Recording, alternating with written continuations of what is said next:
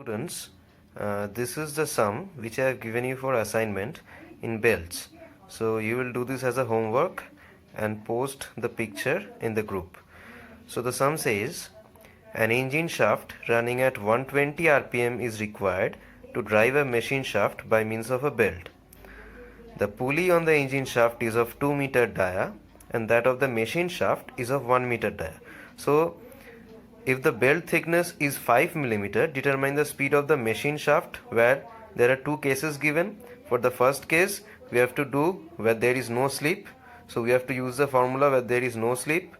For the case 2, we have to use the formula for a slip because there's a slip of 3% in total that is given. Now, since in the second line it is written the pulley on the engine shaft is of 2 meter and that of the machine shaft is of 1 meter. Now the pulley of engine shaft is always the driver and the pulley of the machine shaft is always the driven. We are giving power input to the to the engine shaft, so that will be the driving shaft, and we are getting the power output from the machine shaft, so that will be the driven. So let's solve the sum. আচ্ছা, এখানে দিয়েছে the engine shaft is running at 120 rpm. This is the engine shaft and is required to drive a machine shaft by means of a belt. Okay, let this be the machine shaft, this be the belt. This is 1, this is 2. Okay, yes, the pulley on the engine shaft is of 2 meter dia. Pulley on the engine shaft, that means d1 is of 2 meter and that of the machine shaft is of 1 meter dia, d2 1 meter. Now, since this is the machine shaft, this is the driven and this is the driver, because this is from the engine shaft, so this is the driver. Okay, the two diameters are given of the driver and the driven. I have written, if the belt thickness, now T is also given, belt thickness is 5 millimeter. So since the belt thickness is given in 5 millimeter, we have to write these things d1s in also millimeter. This is given in meter, so 2000 millimeter. Naturally this will be 1000 millimeter. Okay, then belt thickness given, determine the speed of the machine shaft where case 1 there is no slip. So for case 1, the formula will be n1 by n2 equals to, since the thickness is given, d2 plus t by d1 plus t. Now we can easily solve it. What was the value of n1? Let's check. Yes, the n1 value is given. Engine shaft is running at 120 rpm, so n1 is given 120 rpm, and we have to find out the value of n2.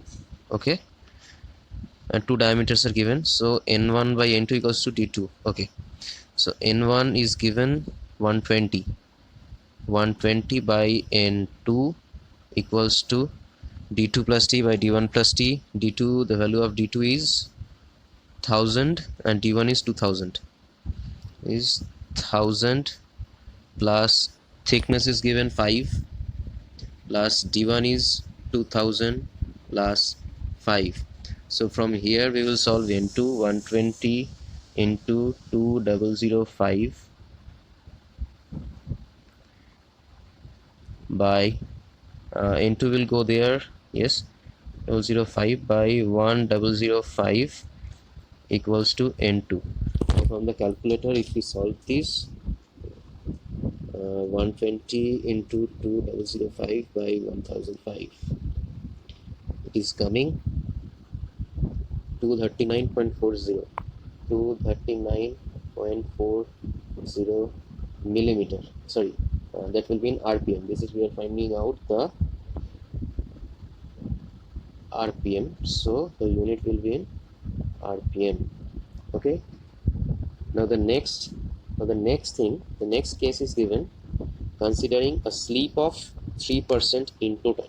So the formula of slip we know, Slip formula we know, N2 by N1 equals to D1 by D2. Since the thickness we have to consider, plus T into 1 minus S by 100.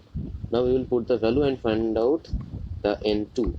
So N2 by N1, the value of N1 is given 120 equals to the value of D1. What was the value of D1? Let's see. The value of D1 is 2000, D2 is 1000.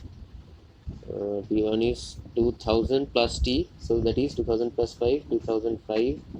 D2 is 1000, so that means 1000 plus 5.